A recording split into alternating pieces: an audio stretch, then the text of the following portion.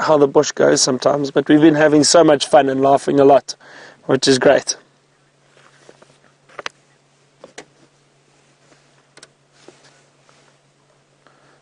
So Jenny has asked how you can tell if a zebra is not having enough food. So Jenny, as I explained, the mane on the back of the neck, you would be able to see if that mane has flopped over. It's a sign that they are not getting enough nutrients, they are not getting enough food. But with those manes standing up straight, it's a sign that they are in good condition and they are healthy, and the food that they are eating is substantial for them and they are healthy.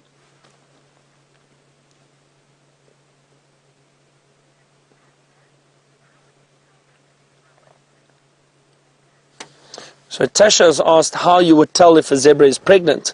So Tasha, with the females, you often will see the much larger belly. You can see the belly, it does expand quite a bit more, and you can, it looks very, very swollen. You can see that she is pregnant. So that would be a sign immediately that the female zebra is pregnant.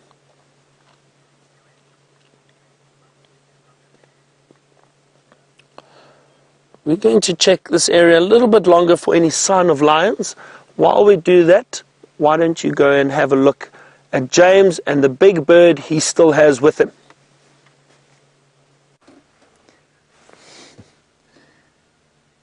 These chaps have got so confiding, everybody. We've managed to get much closer to them. You've almost got full-frame female ostrich there, and all four getting to the front of us, which is a real joy. David, I might take a picture of the male now. Yes. Here we go, the world's slowest photographer. Almost got focus, and he's turned around. Excellent, missed it. Next time. Let's move a little bit forward. They've been so confiding about us driving along next to them.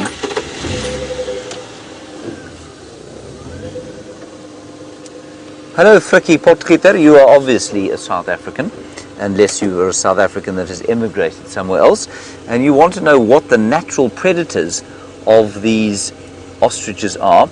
In this area, probably only lions, leopards and hyenas, maybe wild dogs. I think there are probably too few of them for the wild dogs to bother. They might also be taken, I suppose, potentially by cheetah.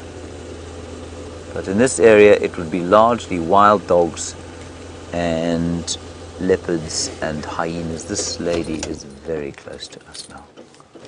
Hello, Mrs. Ostrich. Very good to see you. You're looking very fine this afternoon. That's it. Don't go away. Stay there.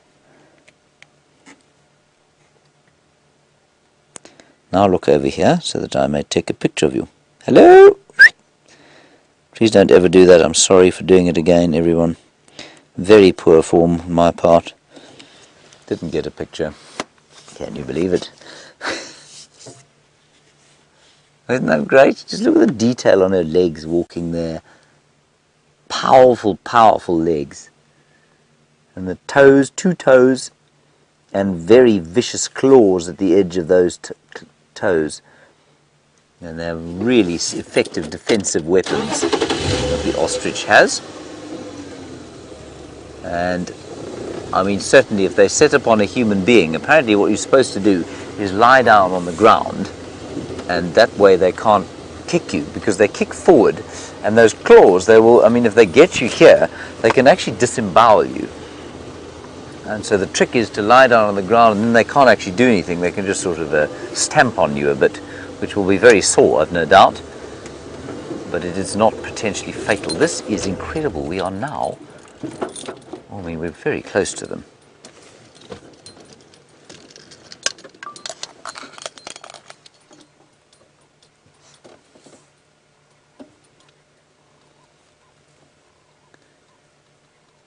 Hello, Heady Bachelor. You say, is the difference in colour only a function of the difference in gender? Yes, absolutely.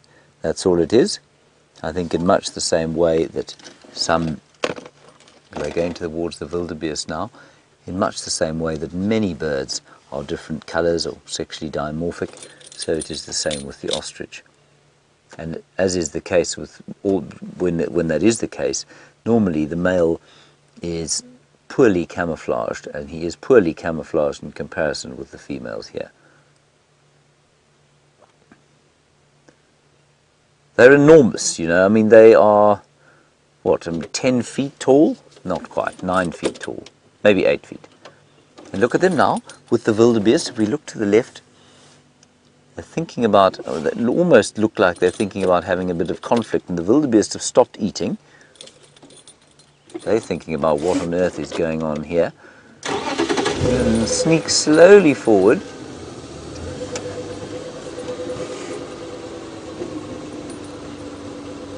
Lynn, you want to know how many muscles in their neck they have. Lynn, I couldn't possibly begin to tell you how many muscles an ostrich has in its neck, I'm afraid. Sorry about that. I couldn't. Yeah, I've got absolutely no idea at all. Oh, one of them is getting cross. This is brilliant. Look at that, everyone.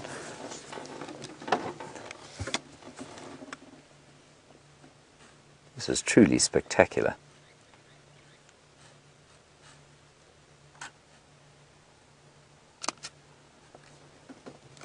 Ha! We are so lucky to see a scene like this.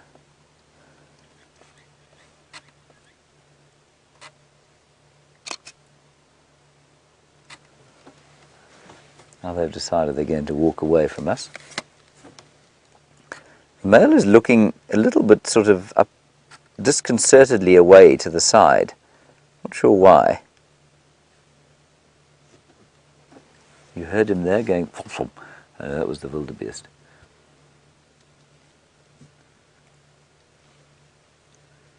Oh, it's fantastic. What an amazing sighting. Cindy, you want to know how often they breed, how often they lay eggs.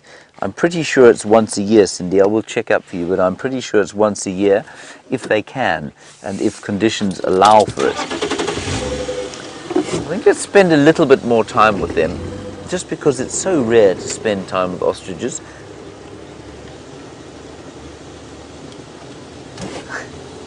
I think this is amazing. And the wildebeest were not pleased. The ostriches came to say hello to them. They've walked all the way down here, the ostriches. They've turned around. They don't want to go through that thicket, I think is why. Now they're coming along the other fringe of the clearing to see if they can find something else to eat here. Let's just spend a little bit more time, and then we'll go down towards the other big clearings where the cheetah were found yesterday. I know they did look there earlier, and they haven't found anything there.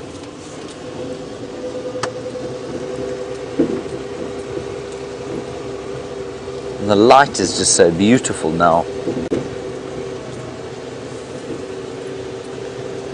Yeah, we'll just let them do one more pass by here.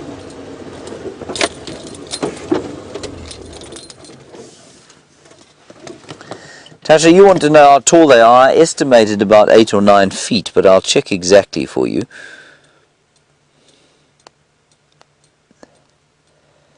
Up to 2 meters. So, I mean, 2 meters times 3 1/4 takes us to up to 2 meters. Now, they look like they're much taller than that, I must confess, but maybe they aren't.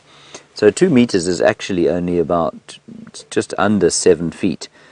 So I'm getting reports from the final control that they get up to 2.4 meters. My bird guide, which is normally extremely reliable, says generally up to 2 meters.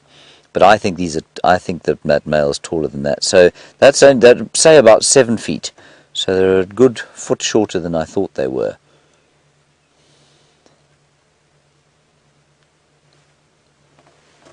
Still very impressive, of course. Very nice day, Dave. There's some beautiful light there shining off the cloacal emptying of that front female. And now the male. Wonderful. Beautiful. Now, the interesting thing about that, of course, is that they are birds, and therefore they only have one opening, called a cloaca, which is a sort of a throwback to their reptilian past. And the cloaca contains both liquid and solid waste. And the white bit that comes out is the uric acid. It's the same thing that you find in normal or sort of a standard issue bird poop and reptile poop. And the rest, of course, is just dung, really.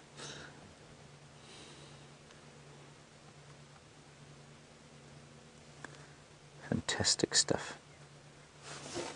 A little bit further forward, maybe. Stay here.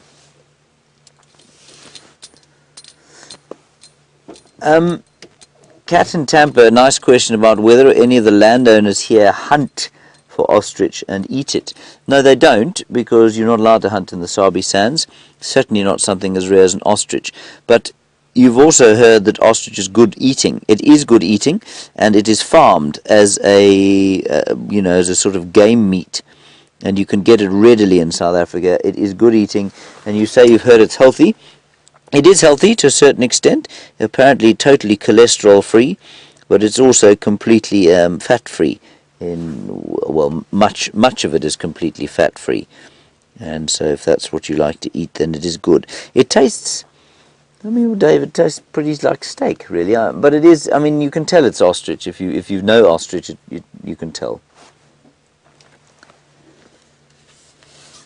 You might have one little move forward towards them, and then we'll press on to something else.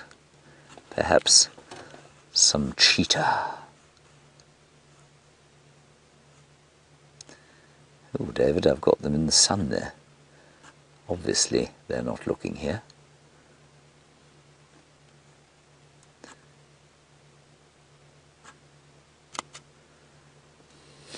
That is a horrendous photograph, yet again. David's got a very nice shot there, of course, of the ostriches.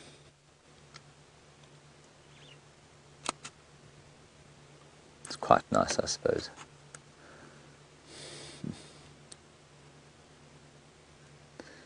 Hello, Kathy.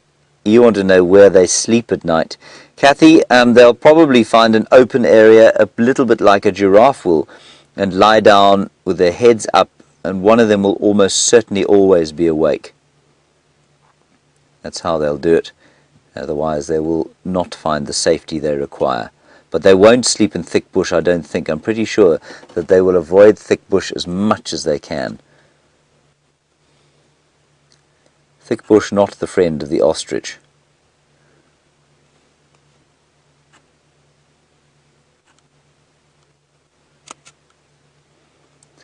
Ah, Byron is in a tree. Let's go and have a look. You're in a tree, let's have a look. So, James is not the only one that can climb a tree. Here I am, really, really high up, and I don't know how I'm going to get down. I'm a little afraid of heights, but let's see. I know James fell out. 1, 2, 3. And I'm out. There we go. So James is not the only one that can climb a tree. That's all I could find so far. That was the only tree I could find that I could climb. We've been having a look around this area for any lions. Still no sign of these lionesses. I was chatting to one of the trackers from the other lodges, and they said they saw the lion tracks, and I went and had a look with them. Looks like those lions may have been chased off by hyena. Don't know why. It doesn't look like there were any signs of a kill. But what often happens is maybe just the sight of the hyena may cause the lionesses to move off. They don't want to get into any altercation with hyenas for no reason. But I'm not giving up just yet. I'm still going to have a look for lions this afternoon. The temperature is dropping quite nicely. It's becoming nice and cool. So that's a good thing, because that means we might have a bit more activity from them moving around.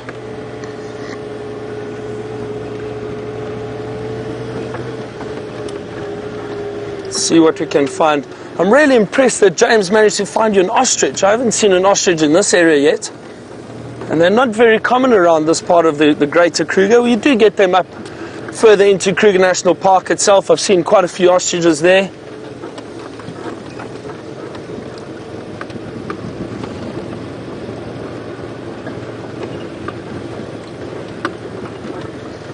There we go. Sunset. Well, the sun's just gone down, or just behind those trees now from where we are.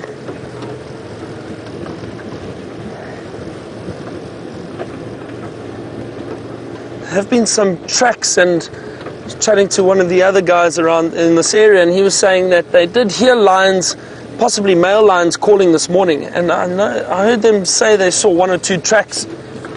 So they are following up in another area. We're still just looking for any sign of these lionesses. Don't know where they've disappeared to. It's very, very interesting. But again, you can never be too sure. Don't know.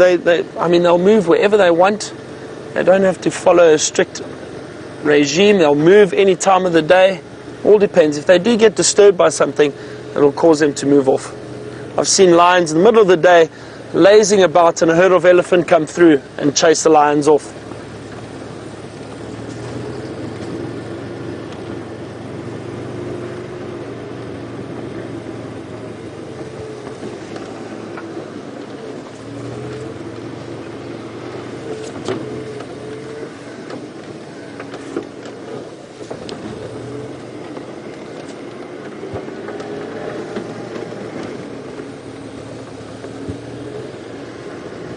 I think James has definitely had a bit more luck than us this afternoon.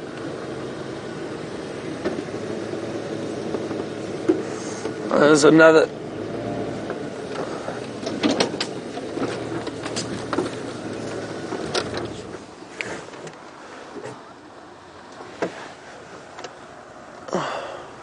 So we've got a question coming through at the moment.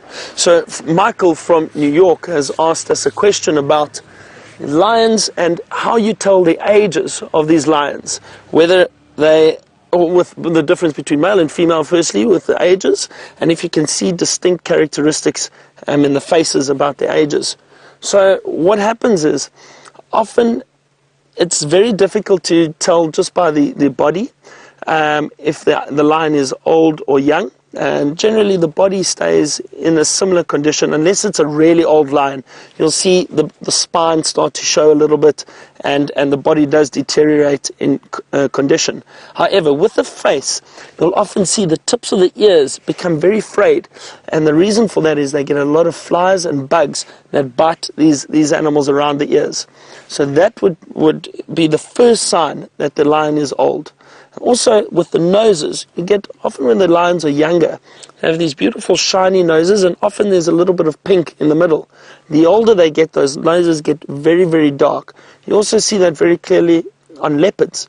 You will see leopards where the nose starts getting very dark and a little bit chipped and cracked, and that's also a good sign of age. But generally, if you just had to look at a lion and you can see the ears, have a look at the tips of the ears. The older they get, you start seeing a lot of wear and tear around the back of the ears because of all the insects that bite their ears constantly.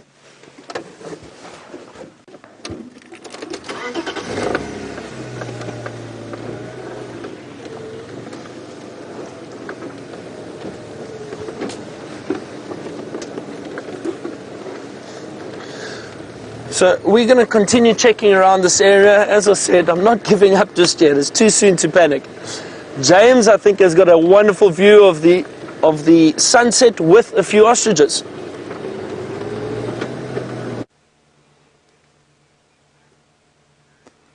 Look at that, everybody. They've come down to the water. They're thinking about having a drink. That was their reflection, of course, coming out of the little pan here called Cheetah Plains Pan. And I think it's been worth just sitting with these fellows. The male did have a little bit of a drink. There he goes.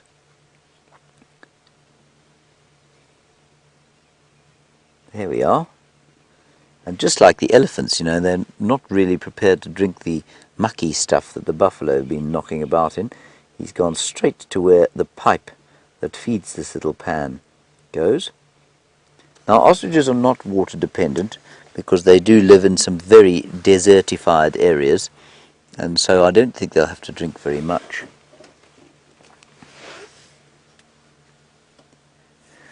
GT Frog, you say elephants sometimes get on, that's a wonderful name. GT Frog, you say elephants sometimes get onto their knees to drink. Will they do this? Oh, emus get onto their knees to drink. Will ostriches do the same? I don't know. GT Frog, I would have said no, because they can reach the ground so effectively, and so I don't think they have any need to get onto their knees. I would also suggest that emus living where they do, probably don't have anything like the number of predators that ostriches do, and therefore the ostrich is unlikely to choose to get down onto its knees where it will be more vulnerable, even though it might actually be easier to sort of squat down onto its haunches. So I'm going to say no, they don't. GT frog. An emu doesn't have anything like, well, I mean, I don't know if it has any natural predators really. Does anything eat an emu? I'm sure something must. Otherwise they'd be everywhere.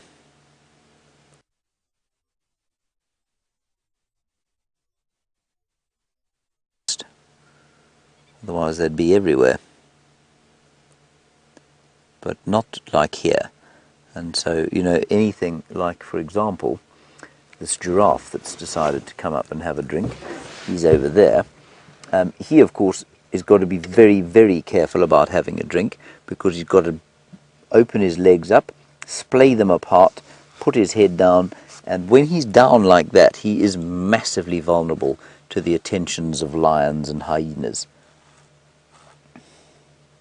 I say he, but I do mean she in her particular case.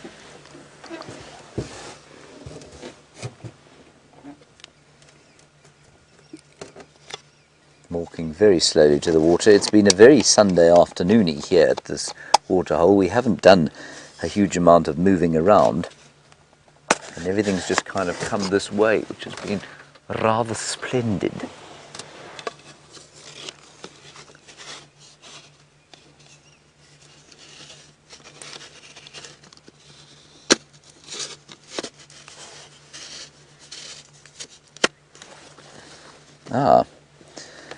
Now I'm just going to put my jersey on because it's getting a bit cold, but David, of course, will suffer through the cold because he must bring you pictures, unfettered access to this beautiful giraffe cow.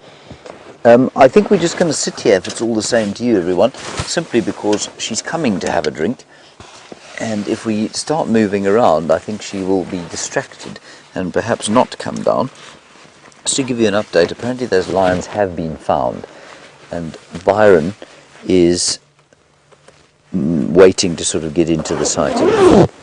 So you should be seeing lions fairly soon. There she comes. And look at the colours. Sorry, yes. David very cleverly pointed out that I left my busby inside my shirt, and therefore I became inaudible briefly. Hold on. Look at the colours there of her juxtaposed with the reds and oranges and golds and browns of the trees behind. I think that's stunning. In the background you can hear I've only just realised this, that's a Shelley's Franklin calling.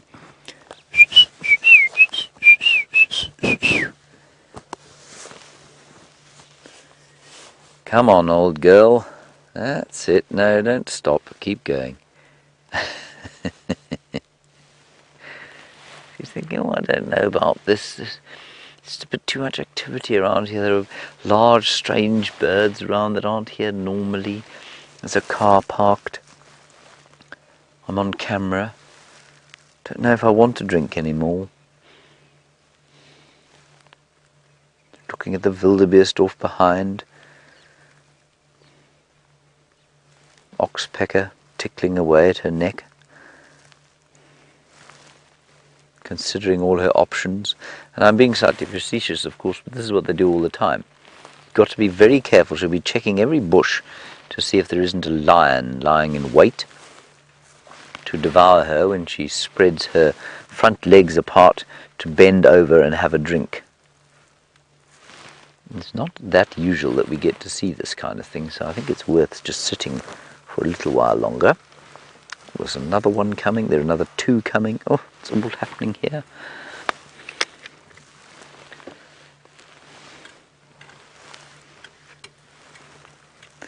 Of course, Dave, every time I point at something in a different direction is to re-level the camera. That's why the horizon tilts slightly like you're on a boat every so often.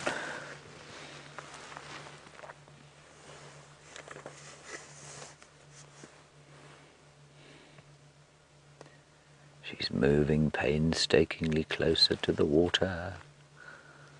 Come on, brave lady. There's the Shelley's Franklin calling.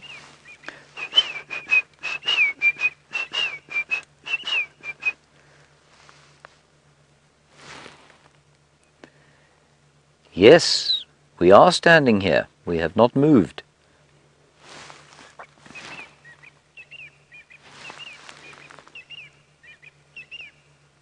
Oh, they're so gracefully making their way across the clearing. The other two, and this one now thinking, they always seem to get into this drinking mode where they duck their heads a bit, then lift them up again and stand and look ponderous about the place. Duck their head half a little bit, back up again, trying to decide if it's actually worth having a drink or not.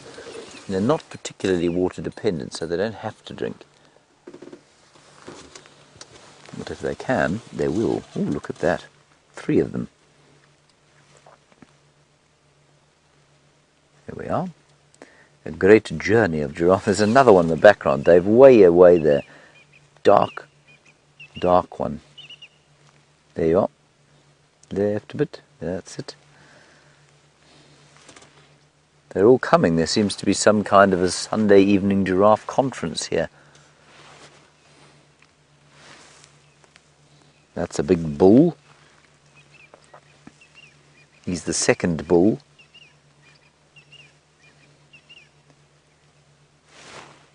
Now they will probably be in communication. We can't hear it. There's the first bull. The others are cows. You'll probably be in communication with all of them. They they communicate with a very low rumbling infrasound, which we are unable to hear with our fairly unsophisticated ears. Look how the male is a lot less cautious than the females. A lot less considerate of the dangers that might be here. He's just thinking about getting to the pub with the girls. See that, David? That'd be a lesson to you. Ill-considered drinks at pubs with girls can lead to trouble. He doesn't think much of that advice at all.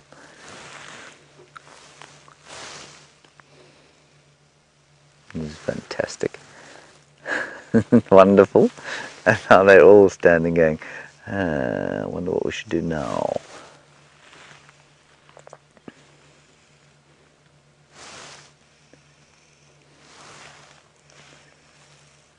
I don't know what she thinks she's doing, if there's some kind of communication going on here, if she's looking for lions or cheetahs, if she's, I've got no idea.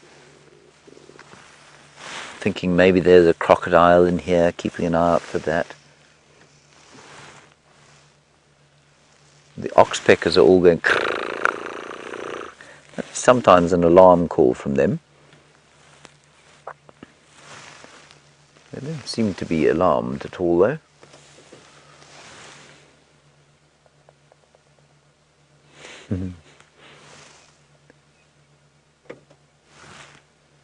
Sorry about the aerial, everybody. We just have to have it up, otherwise we can't hear the final control talk to us. Yeah, he's definitely far less worried about what might be at the water. He's a young male. You can see he's shorter than she is.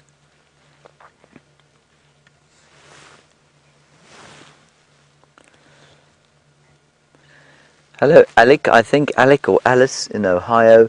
You want to know about whether giraffes are waders. Do they ever go into the water? And it's Alice, not Alec. Alice, you...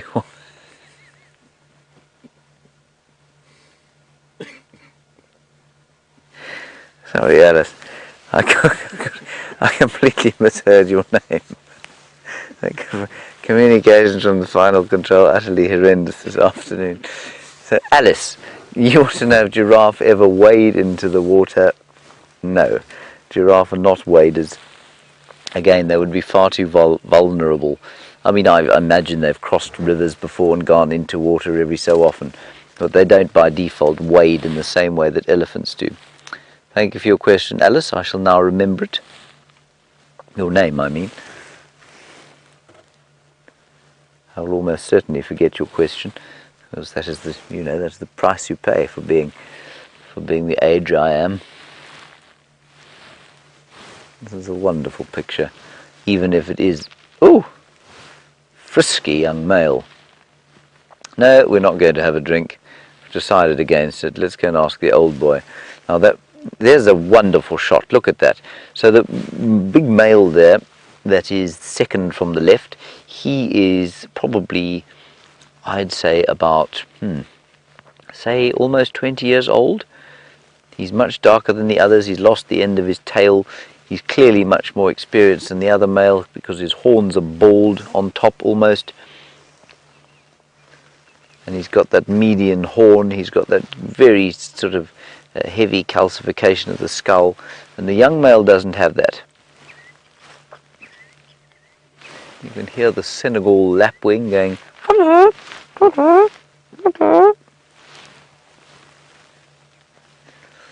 Now, Susan, you were very astutely asking what subspecies of giraffe we're looking at here. It's a subspecies called the southern giraffe. There are 9, according to some. Some say 11, some say 7 subspecies of giraffe. This particular one is called the southern giraffe. And while we wait and see if they actually come down and drink, or if they're just going to prevaricate all afternoon long. Prevaricate is a very good word, David. Thank you, John. You may use it. And not sure what it means either. There are all the pictures of the different subspecies of giraffe that you get here, or not here. So we get the southern giraffe, and the only one which is, I can't even tell which one it is. Hang on one sec, everyone. It is there, it's that one, right at the bottom. Angolensis, the southern giraffe. And look at all the other amazing variations that occur throughout Africa. There are about, well, like I say, many. Let me just count them. 1, 2, 3, 4, 5, 6, 7, 8, 9, 10, 11, 12. He's got 12 here, but that will be disputed by some people. Marvellous. Now here they come to have a little bit of maybe a drink. I've been saying that many times, haven't I? But they keep prevaricating, David.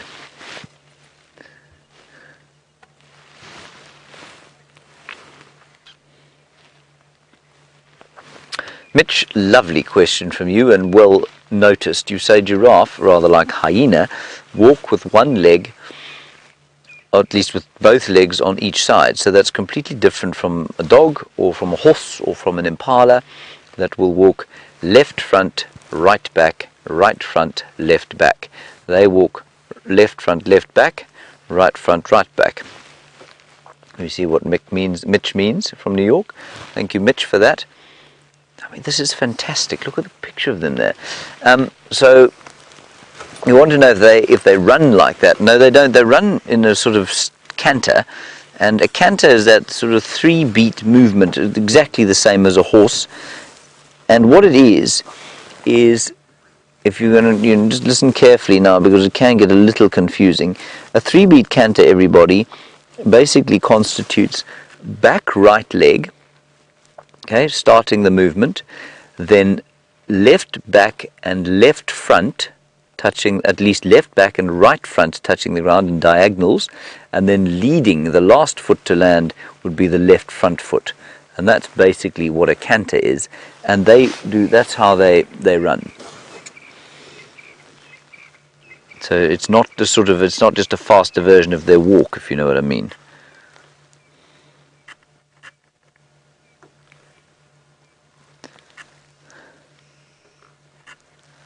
This is fantastic. Look at this.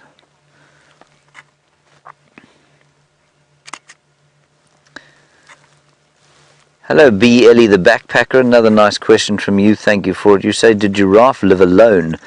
B. Ellie the Backpacker, giraffe do not live alone always. They can, though. Like you say, you've seen them living alone before with us, and they certainly can live alone, B. Ellie the Backpacker, but they don't always.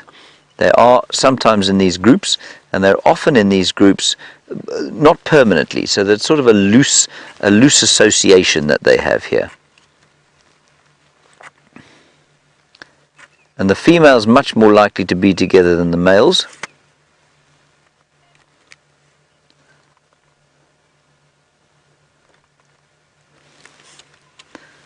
This is an unbelievable sighting.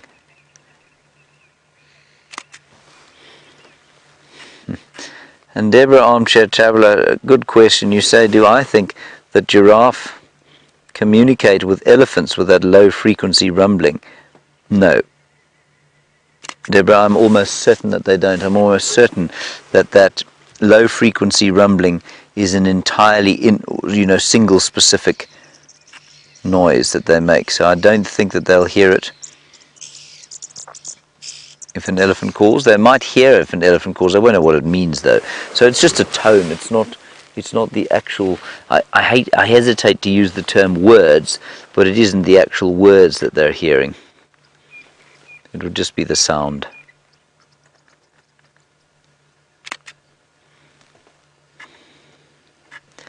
This is just fantastic. I really do feel rather privileged to be witnessing this lot.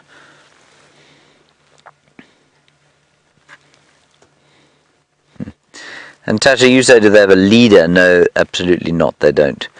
I think giraffe dominance and the like is decided by size almost exclusively, and that's certainly the case with the males, and I don't imagine there's any kind of hierarchy amongst the females at all. Now this chap is thinking about having a drink. Look at those, isn't that wonderful with their reflections? I think that's stunning.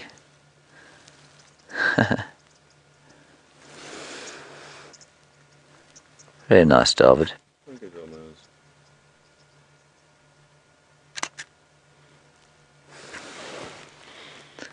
A giraffe are ideal for an imbecile photographer like myself because they move so very slowly.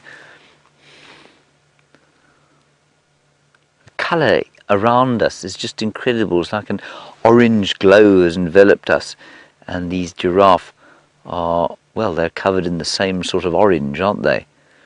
And you saw those pictures of the different giraffe. Now these chaps, if you saw these chaps together and you didn't know any better, you'd say, oh, well, they definitely belong to a different subspecies from each other because they're all different colours.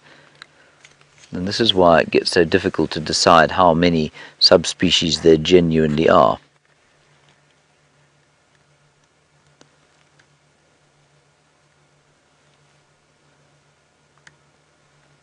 Wonderful stuff.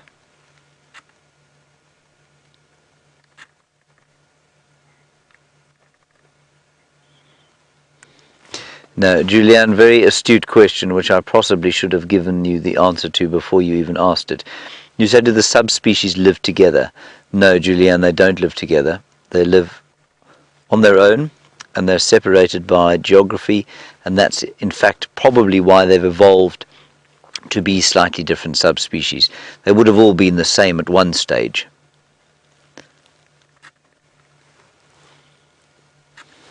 Very nicely thought out. So you can almost completely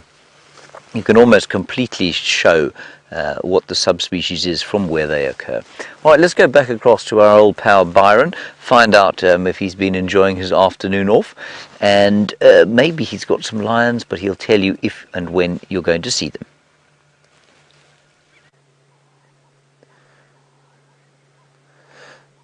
So James, I still don't have any lions, but everybody, look at this beautiful sky. We are sitting listening to the bird calls at the moment. Remember earlier when it was still very warm, there was very little bird calls, and we've just had some arrow-marked babblers. I hope they call again, but they've just disappeared into a thicket and I don't hear them anymore, but let's listen out for them. But have a look at that beautiful pink and blue coloration in the sky. Now the Shangaan people in this area, this part of South Africa, refer to that color as mveve, and that is what they call the lilac-breasted roller, and it gets its name from this color, that beautiful pinkish color, that lilac color that it has on its chest. Very, very beautiful color in the sky, and that's where the lilac-breasted roller gets its name from in Shangaan. We'll have to ask James a little bit more about that. His Shangaan is much better than mine. And if we listen carefully, I can just hear those arrow-marked babblers. Some starlings calling, and of course the babblers have stopped. So we haven't had too much luck. Hang on, there we go.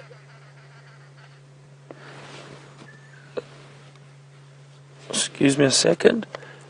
Okay, A-firm, I'm not too far. If I can move in then as a third.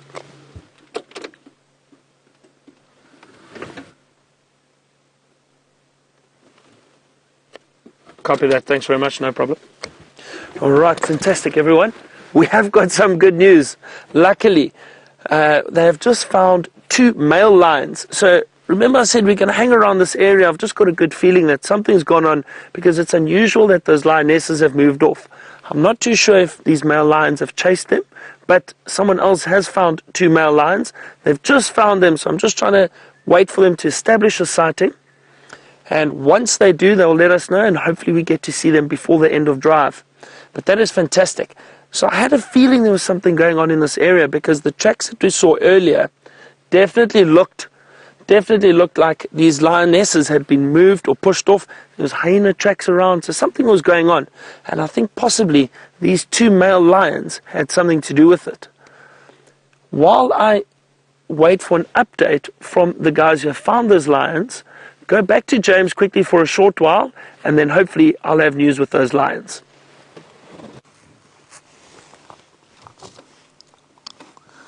The endless waiting game of seeing if a giraffe will drink continues here, everybody, at the Cheetah Plains Pan, and we've been let down again. There she goes. Alright, I'm going to leave these giraffe, and therefore you are too. We're going to pop gently down into the clearings very quickly. Oh, are we? Oh, here we go. You're not going to be able to reach the water from there. I'm pretty sure you're wasting your time. Yeah, Monique, I think you're absolutely correct. You say that perhaps the waterhole edge is too high, and they're afraid, that they might slip.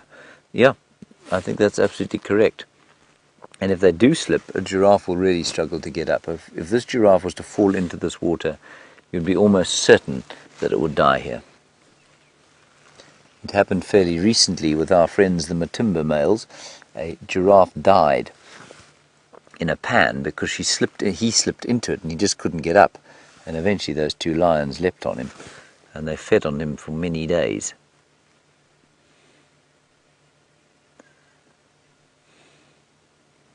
I also think she's being slightly distracted by us, and so let's just move off. And because if she really does want to drink, I don't want to stop her doing it. Bye-bye, good luck, don't fall in. Won't be nice. Good. What a wonderful time we've had at Cheetah Plains Pan. Welcome back everyone. We've got the lions, James, you're right. I'm so excited and so happy. Finally, they're 2 young males. Let me just have a look. I'm just they're on the move at the moment. Let me just get around here quickly. You should see them shortly. There we go. See them moving through there. Hold on. Now the multitasking begins again, moving the vehicle and trying to keep up with lions moving through a thicket. But this is exciting. 2 young males. Now this is the first time I've seen them, so I'm not sure where they are from. Have a look. Hang on, I'll get you into a position now. Long session without a pee or any.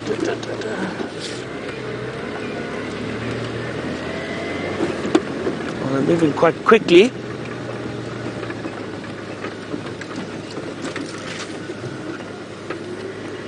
There we go, look at that, walking side by side. Fantastic.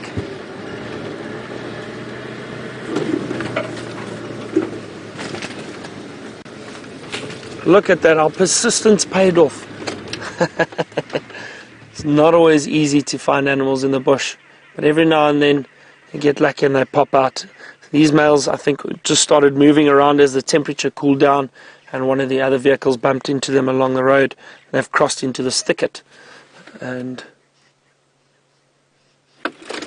keep going. Let's keep going. I'm going to try head back to the road quickly. I think it might be a bit easier for us to keep up with them from there.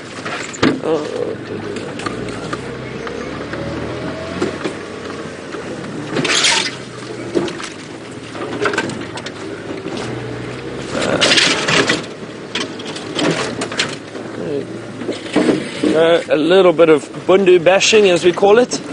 Watch out, Brian, you're right there. All good. Just going to make our way around. And this is often the trick with following animals, is if you know the area very well, you know where the roads are, then you should be able to keep up with them much easier. I'm guessing I know this area. I don't know this area very well, but I saw this road earlier and I did drive on it. So I'm hoping they do end up coming out towards the road. Let's see. Yep, look at that. Look at that, straight towards the road. Fantastic.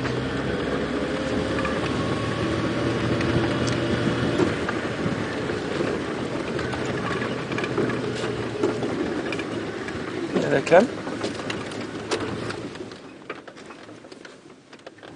Oh, wonderful. Wonderful.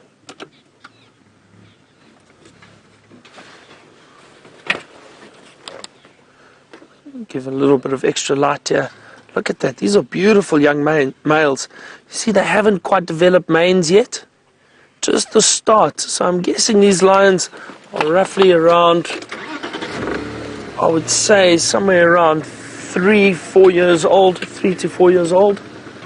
Often you get the mane start forming from then. And then from about 5 and 6, you really start seeing that mane filling out quite a bit.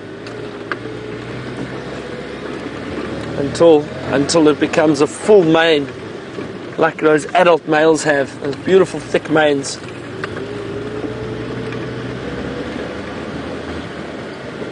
Just want to see something quickly. Which direction they're going? They're still just walking off to the side, just right of us.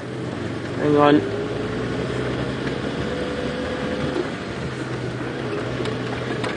There's another road here. Great. See if I can get them walking towards us. That would be wonderful. There's a nice pathway. Hang on. There we go. Oh, look at that. Still a little bit of light just creeping through. Looks like that one has got a floppy ear. Look at that. Look at his right ear.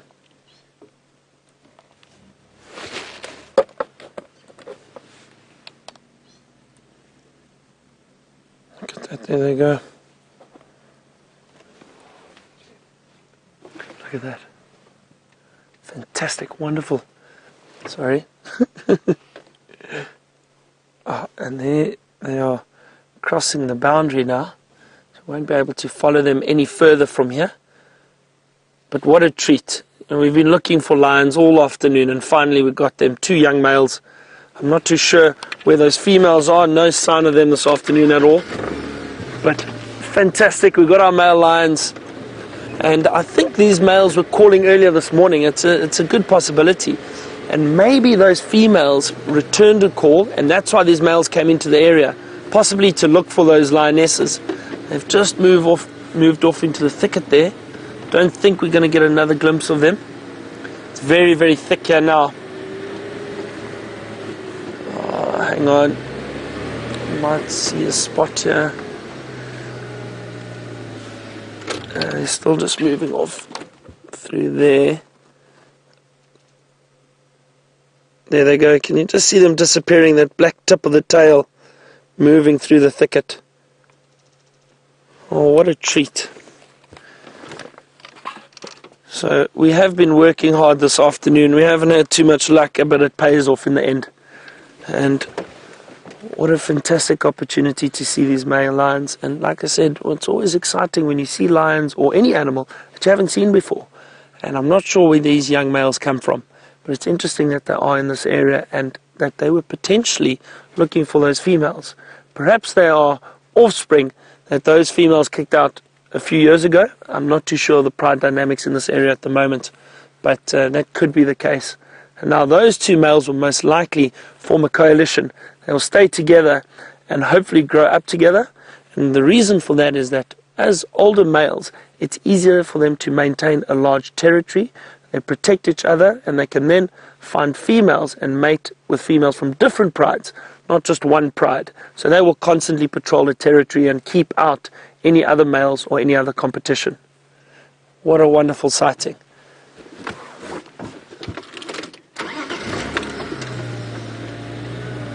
So Velma has asked what property they've just crossed onto. So Velma, we are still on Arathusa, and they've just crossed north onto Simbambili.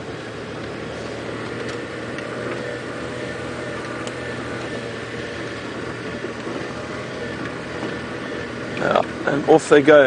There is a prominent waterhole in the direction that they are going on Simbambili, and I think they're possibly heading there to have a drink of water for the evening.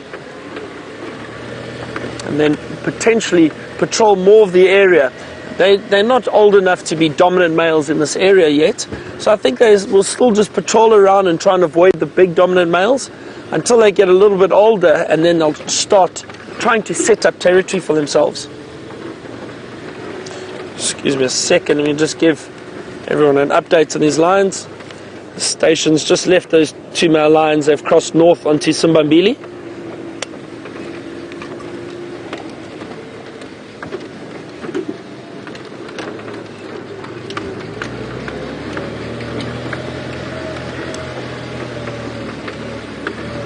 Still a few birds calling, some more arrow-marked babblers, have some fork-tailed drongos.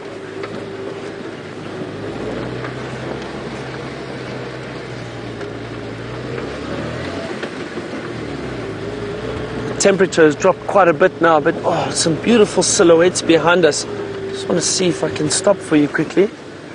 Look at that light, and hang on a little bit more. Look at that. Look at the color in the sky at the moment.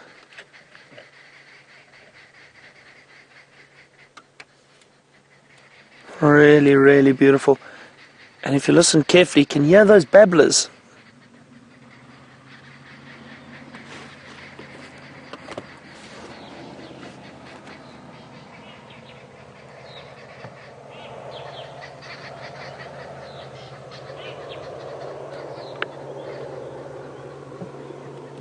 So Roger from Florida has asked us a question regarding the birds of prey in this area.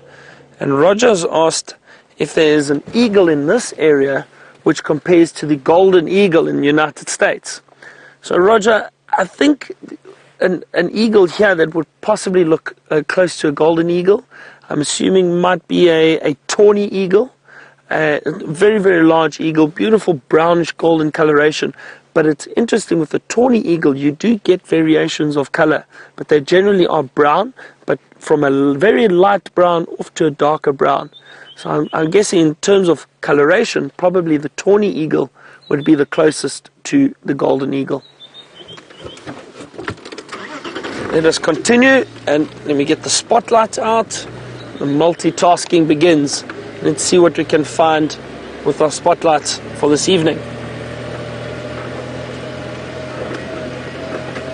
James had some luck with bush babies the other night, and I know you at home love to see bush babies too, so we'll keep an eye out and see what we can get.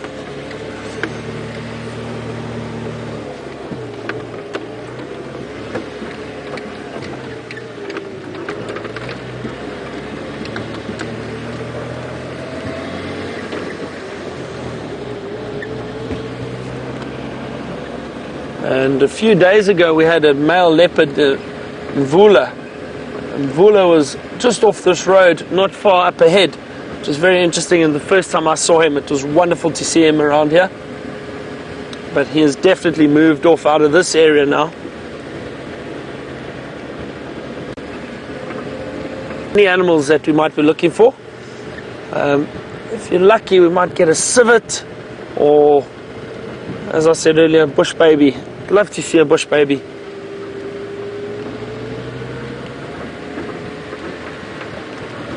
The temperature has definitely dropped quite a bit. The jackets are back on. And I think it's going to be a very cold evening again, and tomorrow is most likely going to be as cold as it was this morning.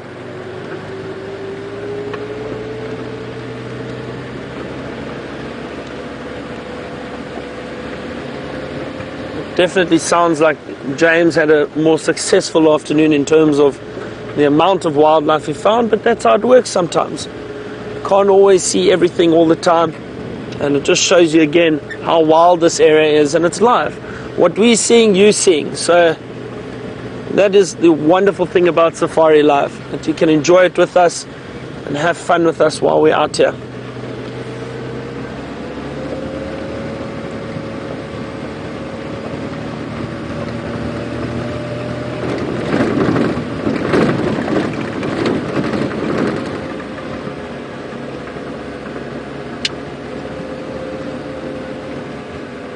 There's some impala off to the right. I'm not going to shine in their eyes. Their eyes are very sensitive to the bright light. Sandra has asked us an interesting question. Sandra would like to know if we see a change in temperament with any of the animals when the food and water becomes more scarce in the drought. Sandra, I wouldn't say a temperament as such with most animals. I don't think there is a change. I have seen and noticed a change in temperament with elephant. They tend to become quite stressed out if there's no food, if there's no water. Those animals will become a bit temperamental and very stressed. With the other animals, I think they go through the motions. They still do what they have to do to find food and water. Often what happens if they've got a huge lack of food and water, you will find they start losing condition quite quickly. They lose the energy levels that they used to have. I don't think they become more temperamental though. A lot of buffalo dung around here. It looks like a big herd moved through. More impala off to the right. A few bats flying around.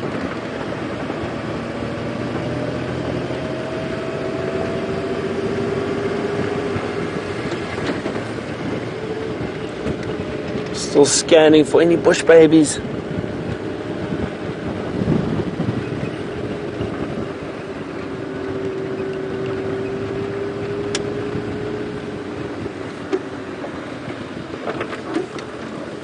You never know, we could also still bump into a leopard walking around this time of the evening, marking territory, a male or a female. Let's see. Now usually I'm able to spot scorpions in trees, but that's usually in summer. When there are more insects around, you get those scorpions sitting around some trees. Hang on. Oh, is that one? If it is, I will be very impressed. No sign. Not a lot of scorpion activity this time of the year. As I mentioned, there's not a lot of insects because it being the dry season, far less insects, far less bugs. So you don't have a lot of scorpion activity. But there is a species of scorpion which loves to sit in the bark of trees.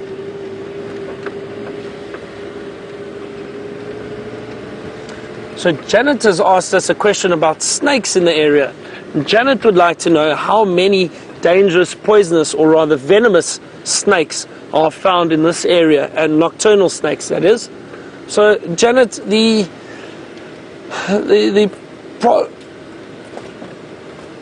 probably the most venomous that we find here, or nocturnal venomous snake that we find here, is the boomslang, or also known as the tree snake. Now, you've heard me say poisonous or venomous. Now, hang on a second, I can just hear something.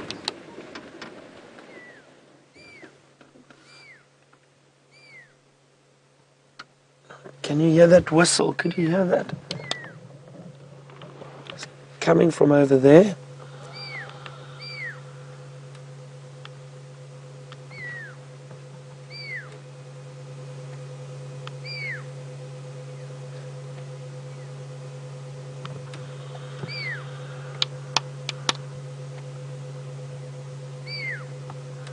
So that is the sound that a pearl-spotted owl makes.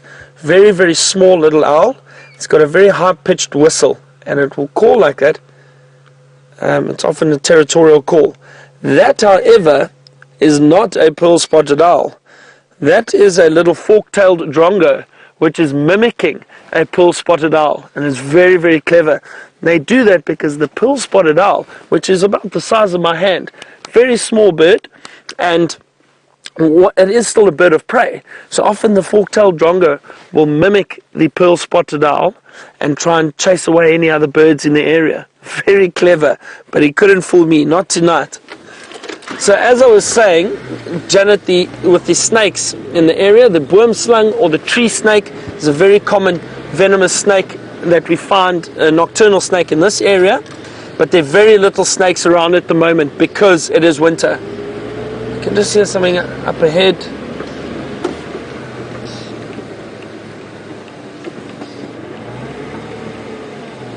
No. So, Janet, the difference between venom and poison, and why I brought it up is it's very important, and often people make a mistake. The difference between venomous and poisonous is that poison is ingested. So that is any poison that you drink or eat, that is poison, it's ingested. Venom is injected. So it will be injected into the bloodstream. So snakes, scorpions, spiders all have venom because they need to bite you or sting you to inject the venom. And if you had to drink a poison or eat a plant, for example, that is poisonous, that is poison because you are ingesting it. So that is the difference between poison and venom. So the snakes that we have out here are venomous.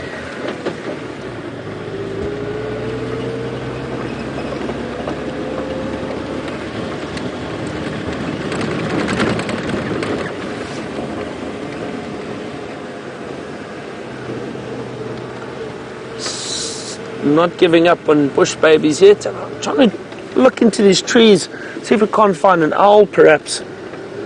Yeah, we've been lucky the last few days. We've seen 3 or 4 giant or Verreaux's eagle owl. They are really, really beautiful. Big, large owls with these beautiful pink eyelids. But they generally prefer the larger trees that they can roost in, where there's good cover. But don't worry, I'm sure we're going to find something shortly. Keep an eye out for any little flicker of an eye, any glint.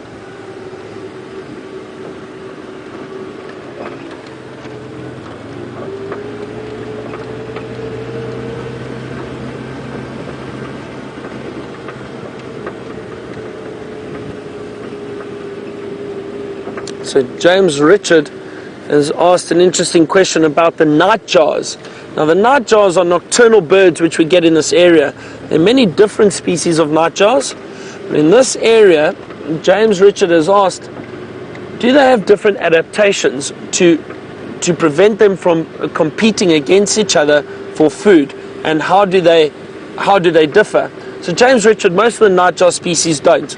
They are all very similar. They sit on the ground in the evenings especially on the roads, because that attracts a lot of the insects. The roads are a little bit warmer.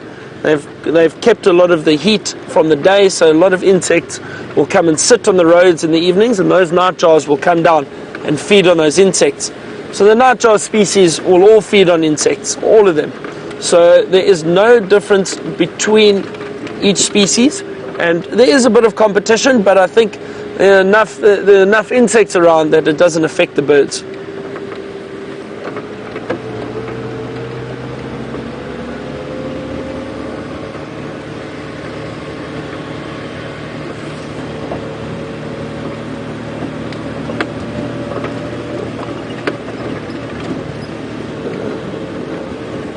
No owls around there yet. James, I think the other evening, was doing one of these. I'm not sure that's going to work very well, because you will definitely miss an eye of something.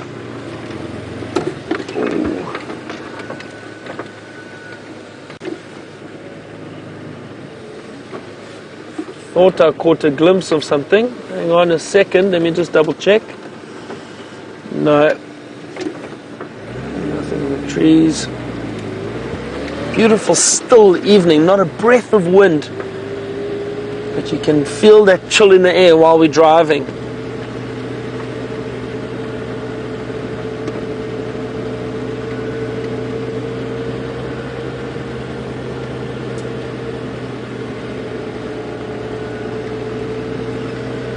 So Velma has asked about another animal we often do spot in the evenings and in the trees, a chameleon.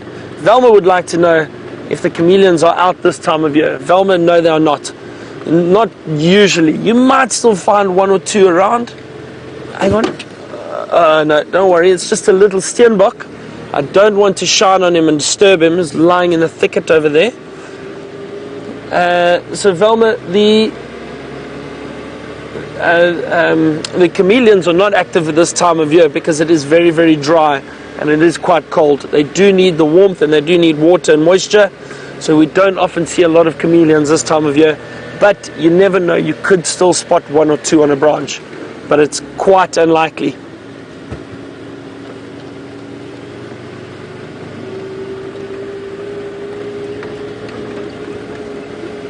Come on, bush babies.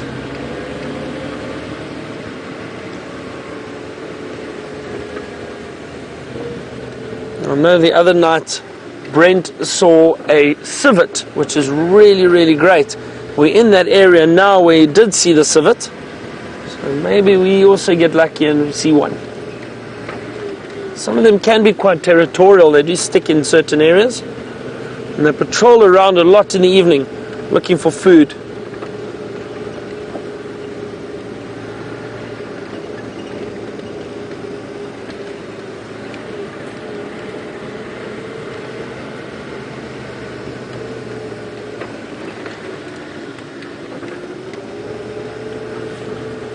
Nothing up here.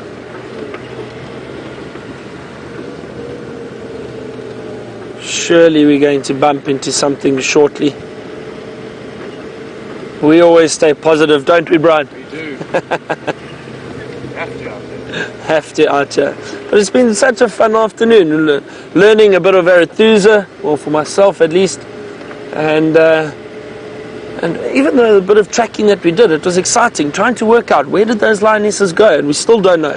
No one found them, and we certainly didn't have any luck. That's the way it happens. It's amazing how animals can disappear if they want to. Just shows you how lucky you were to have seen them this morning with James.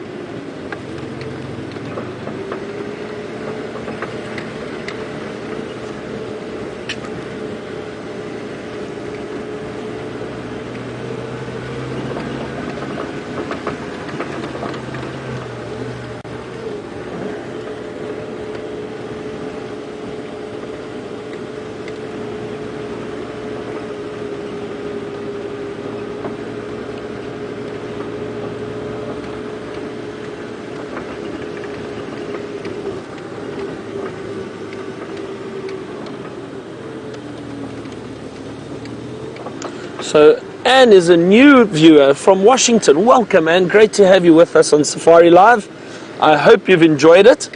And Anne has asked, do lions fight each other and why? Yes, and they do. They definitely do. Lions fight constantly for a number of reasons. And one of the main reasons is territory. The lions will fight each other to protect their territory. They don't want other lions coming into that area, because what that is potential competition. They can take away their food, the water source, and if another pride of lions come and patrol or control that area or that territory, could be detrimental to the pride which is there. So that would be one reason. Male lions especially fight for territory. Successful male lions is having a big territory, mating with females and having offspring. If they don't, they are not successful. So they will protect their territory as best they possibly can. And lions also fight amongst themselves within the same pride. The reason for that is if they're feeding on anything, if they have a kill and they are feeding, they get very aggressive with each other. It's survival of the fittest out here. And so what will happen is the lions, while they're feeding, if someone's got a good piece of meat or juicy piece of meat and the others are struggling to get some, they will often break out in a fight and they hit each other with their paws. If you look closely, next time we see some lions, have a look around their faces. They definitely have got a lot of scars and cuts, and all of that is due to fighting with each other for food.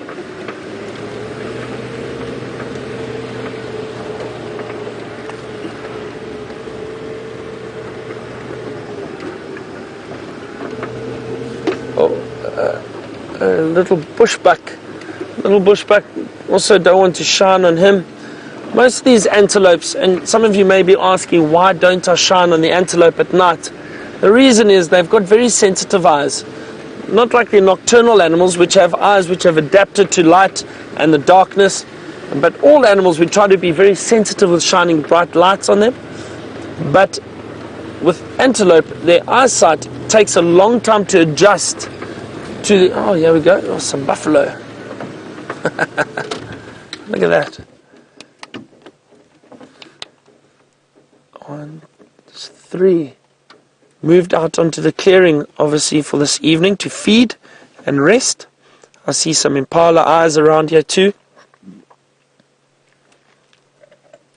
So as I was saying, one of these, as I was saying, a lot of these animals, their eyes are very sensitive to bright lights. So we try to be careful and not shine directly on them, but we will try and give the buffalo especially a little bit of peace and quiet, so we don't disturb them too much, and we don't shine bright lights on any of the antelope either. I hope you've enjoyed this afternoon with us. It's been a lot of fun. Even though we didn't see too much, we enjoyed it, and eventually we got to see some lions. Thank you to Brian and the thumb, the thumb mermaid. Yeah. It's been a wonderful afternoon. We will see you tomorrow morning live for our dawn drive or our sunrise drive. Thank you to the ladies in the FC. Why don't we cross over to James so he can say his goodbyes to you? Thank you, everyone. Woo! Hello, everybody. We were just going down a steep piece of road there. It was extremely entertaining, as you could see. We have found nothing on the way back from Cheetah Plains except a few cars with people smiling on them, so obviously it's been a pleasant Sunday for all out here. I did see a couple of cars stretched out along this road here. This is the Gari Main Road, our southern boundary, and I'm wondering to myself if the lionesses and their cubs, I know they were seen, I don't know where they were seen, I'm sure they were probably very close to this road. So if we do bump into them on the way in the next few minutes, we won't view cubs with a light, I'm afraid. But if we see the lionesses on the hunt, well, we'll watch them for a while. That would be nice. There was nothing in the clearings at Cheetah Plains. We did look fervently for any kind of animal life. We did see those wildebeest that we saw had come out and they were lying down there for a snooze. And you asked earlier about the ostriches and whether they sleep lying down or where they sleep. I think they'll go in much the same place as those wildebeest. You could see how they were avoiding the thickets. They didn't want to go into the thickets, and they came right around the clearing, and then they headed off north into the clearings at Nkoro. So I think they'll probably spend the night there. One of them almost certainly standing guard over the rest. Something going across the road. It looked like a duiker.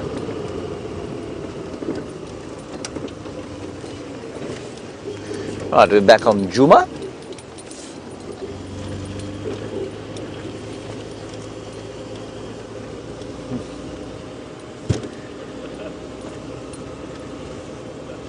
Nora from Munich, you want to know how David feels after eating all those leaves, and you also want to know how it is, or why it is, that I make my cameraman suffer with me while I eat the leaves. Well, Nora, let's ask David first of all. How does he feel? David, how do you feel? All right. He feels all right. I mean, he has vomited 3 times since we left that position, but we didn't do that live, so that's ideal.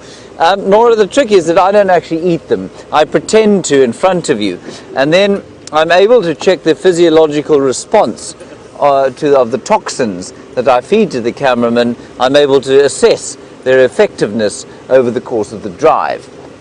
So that is why they too must share what I eat. Exactly. And there you were thinking it was because we're a team.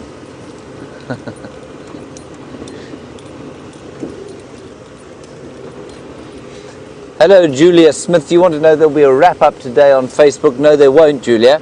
Not on a Sunday, surely. Julia, we do the wrap-ups now on Tuesdays and Fridays. Tuesday and Friday we do wrap-ups. And otherwise we go home and breathe, have a little drink, and generally relax, especially on a Sunday night.